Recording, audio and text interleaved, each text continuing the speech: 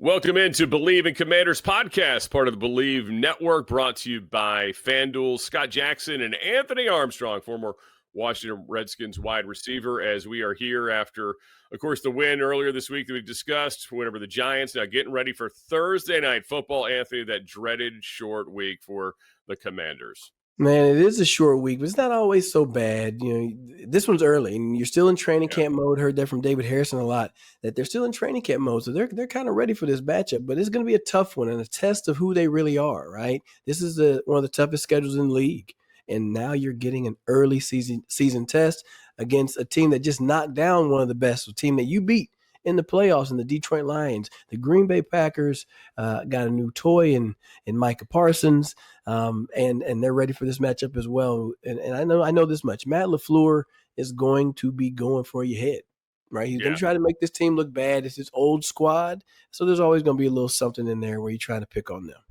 Well, you know, he and Dan Quinn, of course, a good relationship from their time in Atlanta together. And Dan Quinn probably has a better understanding of Micah Parsons than the Packers do as well, from his time with him in Dallas. So it'll be kind of a bit of a homecoming in the sense of the two buddies matching up, and then of course throw the Parsons piece in there makes it interesting. But you mentioned the short week. I'm with you. I would much rather have this short week right now than we had, like, say, December or November, plus the weather part of it, right? At Lambeau.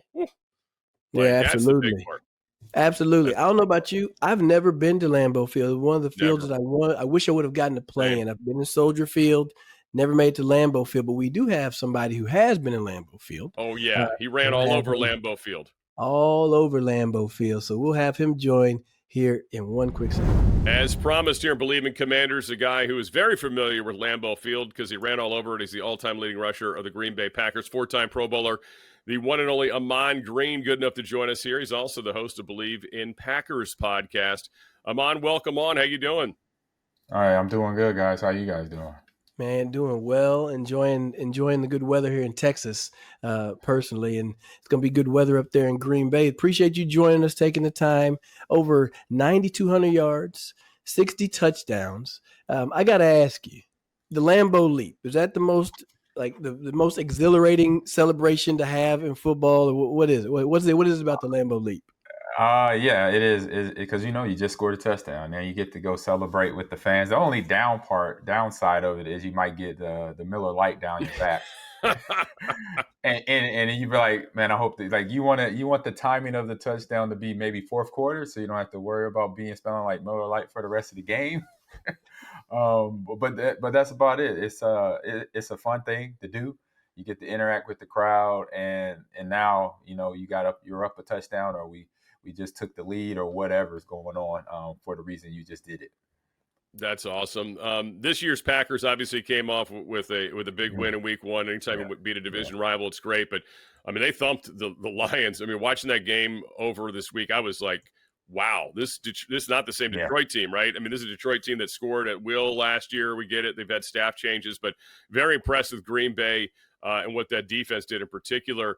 I would imagine Packer fans were already expecting, hey, Super Bowl or bust is kind of the mentality, right, is where they live at. But now it's even like on steroids, right, after that kind of performance. And, of course, the new piece, Micah Parsons. But what did you see from Week 1, and how impressed were you with the way Green Bay came out of the gates?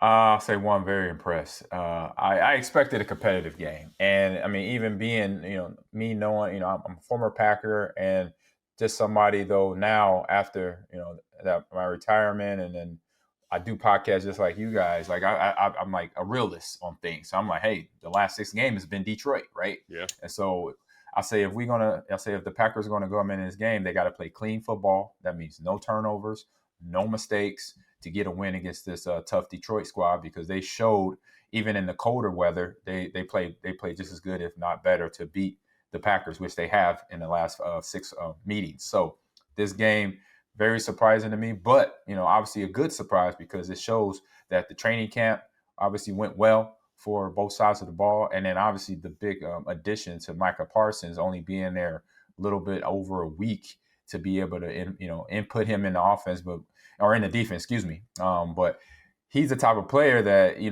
just like, look, go. He's a defender, so just you see ball, go to ball. That's it. That's what if I'm the DC, I'm Jeff Halfley. I'm like, hey, right now, don't worry about the scheme.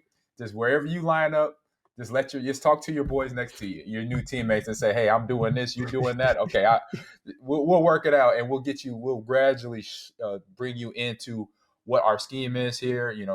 The 4 weeks of training camp, you were in Dallas, so don't worry about that. And he went out. You could tell he went out and did that. So from that standpoint, this for me then on the Detroit side of it, they got a lot of work to do. I'll say they got some work to do. Jared Goff didn't look real good. He didn't get the time he wanted in the backfield, but obviously it was changes of players being gone on the offensive line and different players in I say in their kind of their backfield. Not really a whole bunch of change, but just the timing was kind of off. And I believe they didn't do a whole lot of moving around, or I say having the vets in preseason ball, right? So that kind of showed too. So a little rusty on that standpoint. But like I said, overall, for the Packers to come away with the win, one thing I've been saying all weekend, or I say all weekend, that day was, man, in Vegas they made a lot of money off the Packers winning this game, because I think everybody was most likely leaning towards Lions dominating, because they have been dominated for the past 6 meetings. For sure. Now, this matchup coming up on Thursday night tomorrow. That's Green Bay is 3.5-point favorites over there at FanDuel. They got a tough matchup with the Washington Commanders, a young team, or really, frankly, an old team with a young leader. Let's be real. Correct. They're trying to, solidify themselves as one of the top dogs in this league. They have one hell of a rushing defense in that defensive line. What have you seen from that defensive line that could slow down Josh Jacobs and that Green Bay rushing attack? Well, they got a good leader, Phil General and Bobby Wagner. A guy who's been around the league a long time, being, his Super Bowl years at Seattle, and just been around and understands linebacker play, and is a great leader on top of that. So he definitely takes his job, obviously does it right. And then after that, you just follow along. If you're a young player on this team defensively, you see him and what he does for his weekly prep, but then in the game too, how he's able to basically stand up as a linebacker for 4 quarters, because sometimes you get, a little wear and tear, you get tired towards the end, but come fourth quarter, is no change. And you got Von Miller out there too now running around. And I didn't even realize he was on the team, because I was like, I'm thinking Von. I'm like, oh, he's in Buffalo. And I'm like, no, he's not. He's a Commander now. So obviously, no, they also had upgrades to their defense along with the Packers. So they're a team defense, as from last year to now, watching the games and watching what they did yesterday or a couple of days ago. It's something to where they're young, they're fresh. Dan Quinn is like a perfect fit for them, because when you have a young squad, you want a guy who is a player's coach, where they kind of, get to know him and he gets to know them, and he actually cares about him. You could tell that, and puts them in the right situations, and then is able to motivate them the right way, because that's the other big part as a head coach. When you come in there and you got the older guys in there too, like Bobby, they were together in Seattle, I believe. Yep. So that right there helps him and extends his message and how he wants to mentally prepare the team defensively, out there on the football field. And it's been showing, and it helps when you have on the offensive side of the ball, you got a kid like Jayden Daniels, and then you bring in Deebo Samuels. So the defensive job is pretty much, I don't say it's not pretty much easy, but it's something to where if the offense scores points, you know what, defense will do our job and make sure we keep the offenses out of the end zone. Ahman Green's with us, all-time Packer leading rusher here, joining us on the Believe in Commanders podcast. Ahman also hosts Believe in Packers podcast. You can check that out, part of the Believe network as well. You mentioned this offense and what the Commanders are going to be looking at. I mean, Jordan Love, I was curious to see, missed a lot of camp. I know it was his non-throwing thumb, but still, you miss the reps. You just never know. Yep. And he was still dealing with that knee, it felt like, most of last year too, right? From that week 1 game over in Brazil, that knee injury seemed to kind of limit him most of the season. And of course, as we know, there's a lot of receiver drops last year. Well, at least for week 1, I mean, they were very efficient. I was impressed with the way they threw the football. They didn't do it a ton, but it was really good. You didn't have the drops like you did the previous year. What are the expectations this year? I mean, you've been around the Packer quarterbacks, the Favre and obviously Rodgers when that transition was happening. You saw that as well up close. What is your expectation of kind of where Jordan Love can go and how you see him progressing this year? I say taking one more, step up that, block of getting better, of understanding how his receivers, connecting with them. He has, grown a nice rapport with Tucker Kraft. You saw on that first drive, watching that first drive where he ended up getting a touchdown. It's just all about knowing that obviously he's a big target, but then he's athletic as all get out. People don't. I think they underestimate how good Tucker really is. I mean, for one, when you meet him in person, he's a unit. He's put together. And then two, he's a physical tight end. That means he's run blocks and he's going to go out there and be an athlete and catch balls too. But then if he has to get down and dirty with a 3 technique or a wide 9 guy, he's not afraid of that. And so right there, when you have people like that on the offensive side of the ball, that can also be a weapon to Jordan, where he already does a great job of distributing the ball. He distributed the ball to 10 different receivers, in this game. So he understands that part. And so that's the part I always look at when I'm looking at a good quarterback.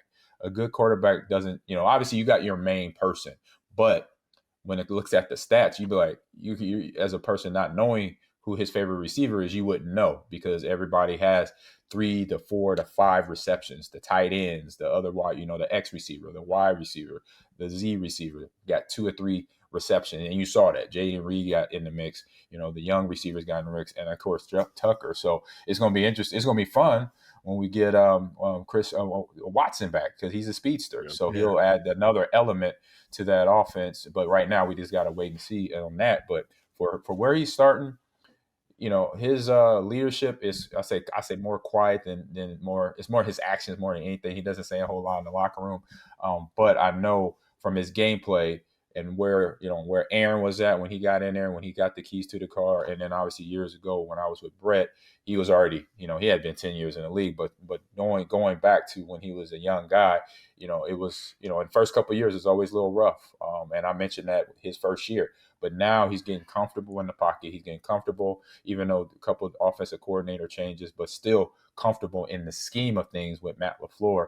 And now that's the biggest thing, is that rapport between him and Coach LaFleur, is making sure it's where they could talk back and forth, because he's going to test him. When I say Coach LaFleur is going to test Jordan to say, hey, I need you to learn these type of concepts of throws and things like that, because we're going to need to be able to make these type of throws in this type of situation. And so he's pushing them to get better, and I see Jordan doing that. What is one thing, just staying on the offensive side, last question on it. Mm-hmm. What's one thing that needs to happen for Green Bay to have success in this game against Washington? I say right now, man, that's a great question, because what I see is the defense on the Commander side of the ball. It's a young defense, but they have senior leadership between Vaughn and Wagner. And so it's going to be, the good thing is at home. The only good thing, y'all mentioned it before I came on, is for the Commanders, we're not in inclement weather right now. It is like perfect. It's like 50. It's like morning. Like I was just there this weekend for the game. So in the morning, it's like 50 degrees. And by the noon time, by 1 o'clock, it's 70. So you don't get any better than that. Beautiful. Right. So that's the good thing for the Commanders. So Thursday night football, you might be in the 60s. It's going to be prime football weather. So that's not a factor. Other than being in here for the first time for Jayden Daniels, I believe, first visit in as an opposing team. So just they got to realize, it's going to be a road game. It's going to be loud for them as a team coming in, playing against their Packers. The fans going to get loud and a little bit rowdy. But for the competition level, I see, like I said, the defense have that senior leadership with those two guys that's done things, Super Bowls, Pro Bowls. They'll understand what they got to do is just come out here and play ball and try to defend and put pressure on Jordan. I would say that'll be the first emphasis, because, Josh Jacobs, he had a little burn. He did what he needed to do. He didn't have a huge game, but he was effective when he got the ball. He got positive yardage. He caught the ball out the backfield, and he's going to be that player. But don't let him get going, because if Josh Jacobs gets going, then that'll open the pass game up for Jordan and the receivers out there. So as a defense coming in on a way, as the opposer, as the opponent, is just something that we knew that if we let that defense, I say if our offense doesn't get moving, if it's pass game and run game, then we let the other team in the game. So let's get that stuff going. So like I said, if they let the receivers get going, it's going to be tough, but don't let both the receivers and Josh Jacobs and the run game get going. We're talking to Ahman Green, Believe in Packers host, and also, of course, the all-time leading Packers rusher with us. Had a pretty good college career too, didn't he, Anthony, at Nebraska? Do you remember that? Yeah, that man was a hellified player, man. Like, come on, that's the GOAT right here. I Yeah. was texting my friends. I'm like, I'm gonna talk to Ahman Green today, and they're like, wait, what? And they were like, ask him this question, ask him these questions. Like, they want to know. Yeah. They want to know this. Do you What's think they want Tommy to? Frazier would have had success in today's NFL? Oh, 100%. It right now with the RPO action. That's what we ran. We were running that back, 25, 30 years ago in Nebraska. It was an option offense. Now you add in the pass element of it, where it's more, like I said, RPO screens and stuff that you said, all that, I'll say, lateral attacking to the line of scrimmage, because what you're doing is you're wearing out the offensive lineman, no different than what the option game did to the linebackers and the wide nines or the rush ins, because we put the pressure on the defensive end to make a decision. You're going to either tackle the quarterback, or you're going to tackle the running back, and we're going to make you wrong every time. So that's what made Tommy and guys like Scott Frost as well. He was one of my quarterbacks, very good at what they did, because they knew that if that defensive end didn't focus on, if they focus on me, no problem. I'm just going to pitch it to Ahman or to Lawrence, and if they focus on the running back, I'm going to keep it. I can run the ball. Tommy, people don't realize Tommy was 6'2", 225. He was another running back, and he just knew, he could just throw the ball. So I say, yeah, definitely with today's offense and way schemes, and coaches are now open to a more, I say, dynamic and moving offense. I know I had the coaches that didn't want to, I say, change their scheme because the college quarterback was an option quarterback. No, you're gonna learn pro style offense. You're gonna learn get out in the center. You're gonna have 7, 8 step drop. You're gonna do it like this, and then eventually coaches realize, hey, we got more option quarterbacks, or we got more scrambling quarterbacks, or quarterbacks that can run. But then some of these guys, you know what, they could throw on the run too. So that is, we got to cater to that advantage, and then we see that now. And so I'm glad. So for Tommy, yeah, it would have worked out for him. Just unfortunate, it's just a couple of years. I say a couple of decades off in that department. Timing in life. I want to ask you this, because you were obviously somebody who was part of this game plan when you put a Micah Parsons on a defense, right? If you're the back or, the tight end, you got to account for them. They always got to know it. I mean, this team was so happy. I mean, Anthony and I had a show 2 weeks ago or whatever it's been now when he was traded. It's like, thank goodness, 2 games off, you don't have to see this guy, but at least, we know we're going to see him in week 2, but goodness, out of the division already. Thank you, Dallas. What are you thinking? But, I mean, he's a game wrecker. He's had so many good games against this team, and obviously Dan Quinn knows it better than anybody. He's part of the reason he was so good. And probably got Dan a head coaching job, frankly. I mean, with that was really the missing piece in Dallas. So, I mean, this was already a good defense. You mentioned Jeff Hafley. I watched his press conference this week. Seemed like a really happy guy. What do you think we're going to see? Cloud 7. Yeah. What do you think that we'll see as time goes on with them and how they use Micah? Because there's already a ton of speed on this Packer defense, and now this just adds another element, it looks like, that's going to take it even to a higher level. Oh, man, the sky's the limit. I mean, I think in this game already, if you watch some of the tape, his first play, he comes off the ball, he almost gets a sack. I mean, first play. And then later on that drive, I don't know if it was that same drive or series, his first series in the game, but later on when Detroit, they were cracking on the goal line. They were on the goal line, and I swore I saw Micah sitting at a nose tackle. I'm like, oh, they having fun. Yeah. I said, when you move a guy like that, when you could put a guy at a nose guard or a wide 9 edge rush, it's like that offensive line is like, really, what are we doing here? Like hey, Jared, just get the ball out. Yeah. Like we have a problem here when we got a fast guy that is physical, and you put him in on the center, or you put him on like everywhere he lined up, he's a problem. You're going to have to bring people to him, and then what that does is open up the gap for the other guys that are not being blocked, or to have one-on-one matchups, because then now TJ Slayton, Rashard Gary, they could be in the one-on-one, because you got 2 to 3 guys focusing, triple teaming, double teaming Micah now. And you saw that already. And then once he knows how to defeat a double team, and then that's a problem. Okay, you got one guy over here in a one-on-one. You have another guy that's in a double team that then attacks it and breaks it.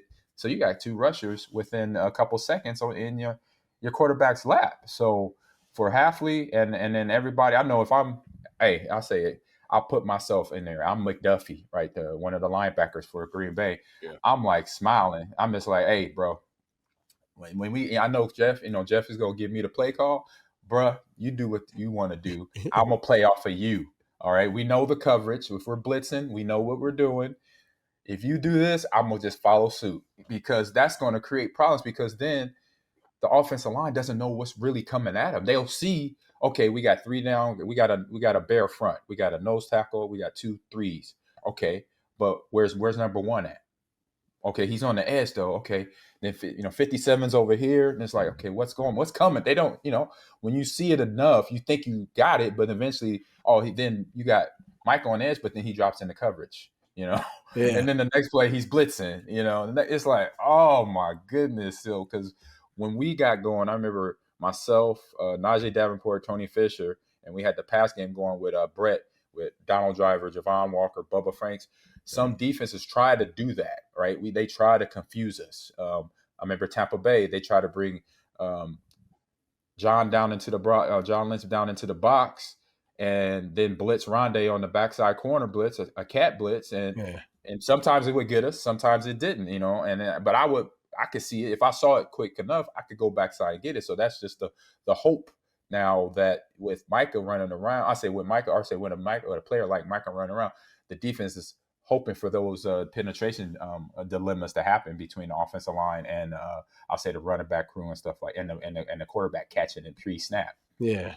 Yeah, that puts a lot of pressure on, like thinking of Jeremy McNichols, thinking of young running back of Bill. We call him Bill so much I forgot the man's real name. Ja'Cory Krosky-Merritt. Merritt. Yeah. Like, those guys have to be aware. And Micah Parsons is one of those guys where the coaches are going to put a red penny, a yellow penny over the top of somebody's jersey and say, that's Micah Parsons. You have to identify him. Jayden Daniels is going to have to know, where is Micah Parsons? How is he going to be accounted for? And frankly, it's going to affect what you do on offense. So one big thing to pay attention to, there is a lot of athletic linebackers over there in Green Bay. Edgerrin Cooper, Quay Walker from Georgia. Them matching up against Zach Ertz, and then also John Bates, his blocking ability. How do you see that group matching up against the tight ends from the Commanders? I think it's going to be an even matchup. It's going to be basically mano-a-mano, and basically who is ahead on that play, right? Because the best one-on-ones that you have is going to be that tight end versus that linebacker or that edge rusher that has to cover them. And they're going to get tested, right? Zach Ertz is a good receiver. He's a good tight end receiver, also a good blocker as well. But after the catch, I think that's the biggest thing for Zach. When he gets the ball in his hand, he can basically shrug off tackles. He could get the ball upfield. So that's going to be, I'm saying, if I'm a linebacker going to him, I want to make sure that he doesn't get the ball in his hand, especially if Jayden hits him on the run, he's a problem. Don't let him get going downhill. So I'm going to play tight coverage. If I get a couple little penalties, at least I know I'm disrupting his timing. Okay, it's a 15-yard, it's a PI, but now I'm keeping them not in rhythm, right? I don't want to get them in comfortable rhythm, because once a quarterback, receiver, regardless if it's the tight end or not, once they get in like a rhythm, then they start completing passes, then that leads to a good game. So I want to be disruptive in that, in their route running, disruptive in them getting off of Zach getting off the ball to make sure he doesn't have a good game against me. Final thing here, Ahman Green, again, Believe in Packers podcast. You can check him out there, part of the Believe Network, and of course the all-time Packers leading rusher. What kind of game are you expecting? You think this is a shootout, more low scoring? I mean, these Thursday night games are a little tricky, right? Because it's such you don't know how well people are, and guys are trying to gut it out, and it's so early in the season. Just kind of your feeling on what kind of the game style, if you will, we're going to see. A game style, I think, is going to be one of those tight fitting games, because these are two playoff caliber teams. And I love what I saw last year from the Commanders, the way their season went, from the Hail Mary touchdown win against the Bears. That's when it kind of ball started rolling, because then Jayden gained some confidence. And then once a good player, he's a good college player, obviously first round pick, Heisman Trophy, all that, you give that guy confidence, then the sky's the limit. And that's what you guys saw as a fan base, as you cover them and watch them win their games and get to the playoffs in this quarterback's year one. And he doesn't play like a year one quarterback, right? So it's great. So I'm going to see them competing. They got a good stable of, I'll say, veterans between Debo, Austin Eckler. On the offense side, Terry McLaurin, he's a problem when he gets loose. So with that, they're going to test the back end for the Green Bay Packers. They have a good defensive backfield. They got McKinney back there who led the league in 7 interceptions. But my thing is, I'm old school football. That's why we play the games.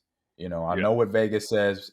I will take that because that's a tight game. 3-point spread is legit because you got very young defenses, very young offenses going at each other, and now the only little wild card is somebody like a Micah Parsons. Well, what more will he bring to this defense and see how much more game time he's going to play? Because you could tell in the first game against Detroit, it was more of spot play here and there. We would obviously, get his football legs up under him. We can't just throw him out there for 4 quarters. So they did that. So now, he's going to have a couple extra reps in this game. So what can he do in those few extra reps from the Detroit game to disrupt and be the person that we are expecting him to be as Packer Nation to go out there and play ball? But we got a guy in Jayden Daniels who you cannot let him. I'm a guy, like, defensively, I'm not letting you get outside the pocket, buddy.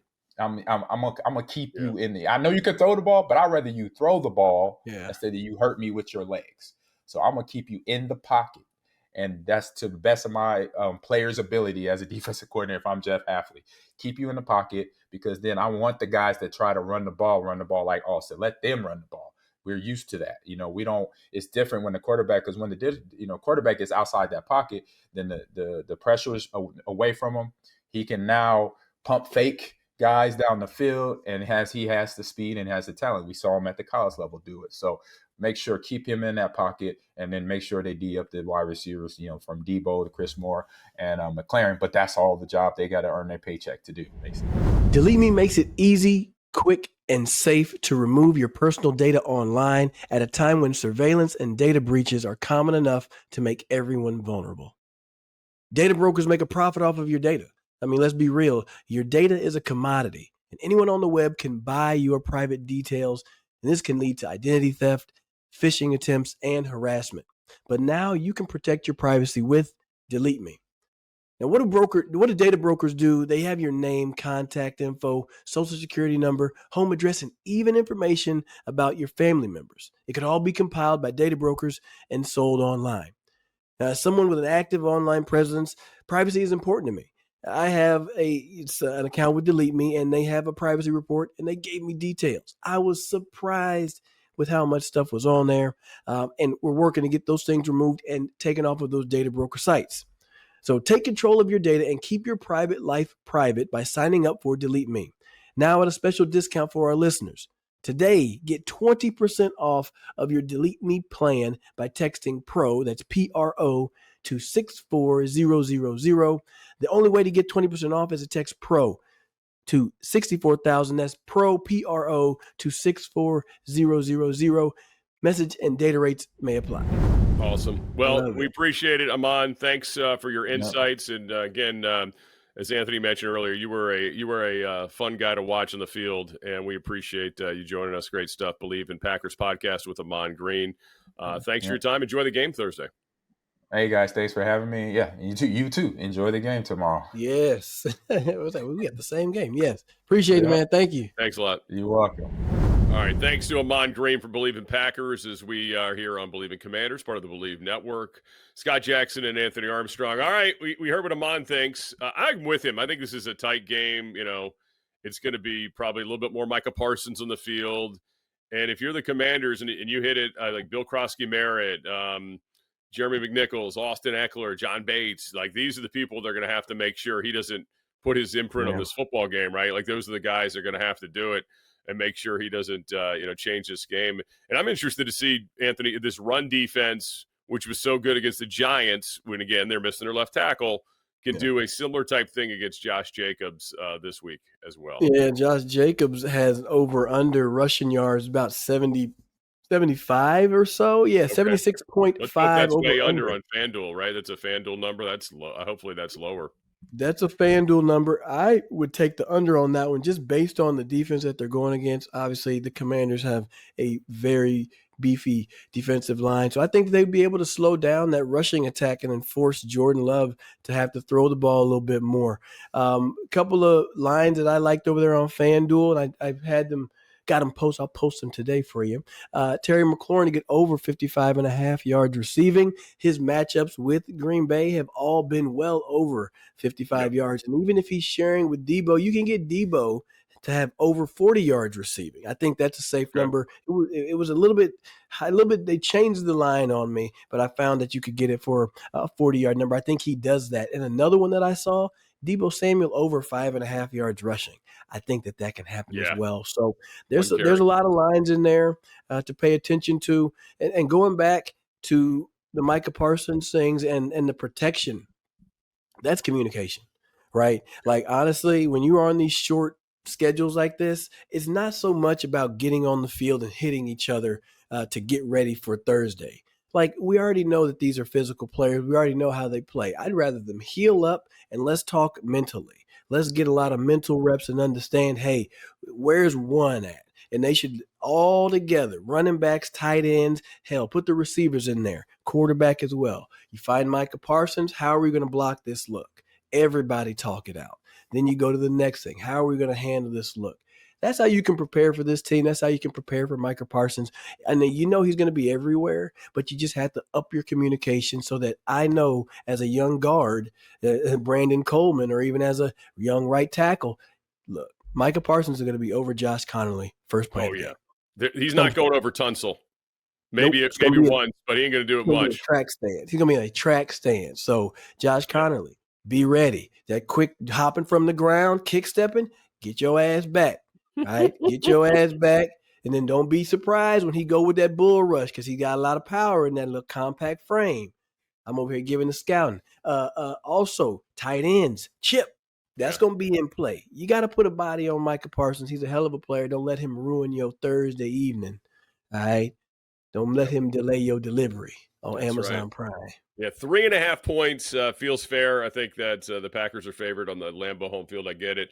I'm looking forward to it. This is going to be a big challenge. I think both teams felt good about what they did in week one anytime you beat division opponents.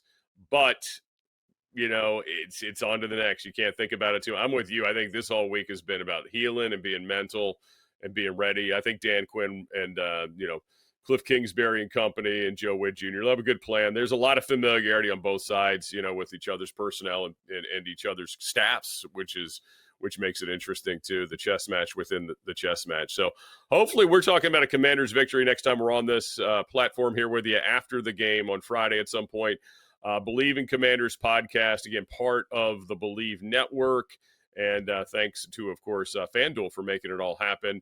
Anthony, enjoy it Thursday night, and we will talk about it after the fact, man. Look forward to it. Yes, indeed. Y'all have a good one. Be safe.